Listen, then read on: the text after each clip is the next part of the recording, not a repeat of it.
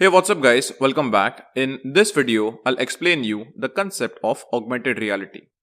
So, according to Wikipedia's definition, augmented reality is a technology that superimposes computer-generated images on a user's view of the real world, thus providing a composite view. Now, obviously, the above definition was a bit difficult to understand, so let me explain augmented reality or AR in simple terms. The word augmented is basically originated from the word augment, which means to add something. So, in augmented reality technology, we are augmenting something or we are adding something inside the real world. That is, we are adding a computer generated 2D graphics or 3D objects inside a real world. Now, for viewing these computer generated graphics, you either require an handheld device, for example, a smartphone, or an heads up display. For example, Microsoft HoloLens or Meta 2. Devices like HoloLens put augmented reality objects straight in front of your face. The HoloLens and Meta 2 heads-up display are way too costly when compared with smartphone devices. HoloLens is currently priced at $3,000 and Meta 2 is priced at $1,500. The best example of augmented reality is the Pokemon Go game.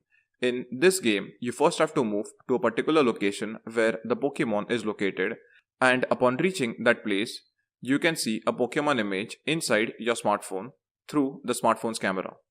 For experiencing augmented reality inside your smartphone must contain a camera sensor, GPS sensor, accelerometer sensor, and compass sensor.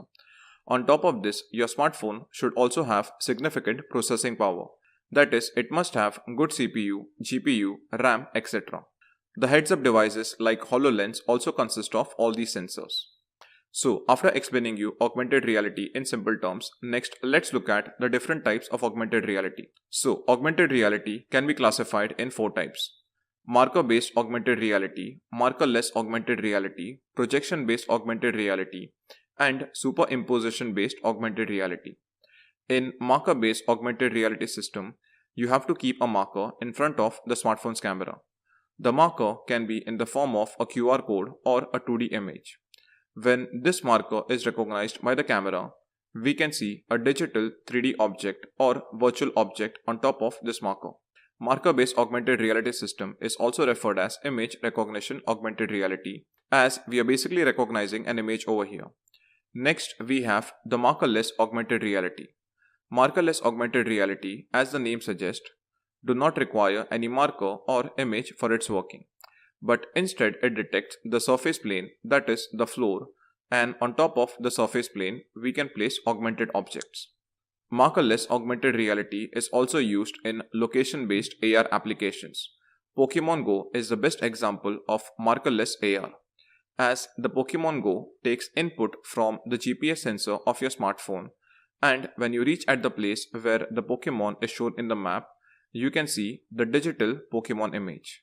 Next, we have the projection-based augmented reality. So, projection-based augmented reality basically requires a small projector, and this projector projects light on any surface. Google Glass is an example of projection-based AR. Google Glass consisted of a mini projector which would project light on a small prism, and because of this we were able to see augmented data like time, weather information, and even location data in front of our eyes. A couple of years back, I had written an article on my website covering the working of the Google Glass. You can check the link in the resource section to know more about the working of the Google Glass.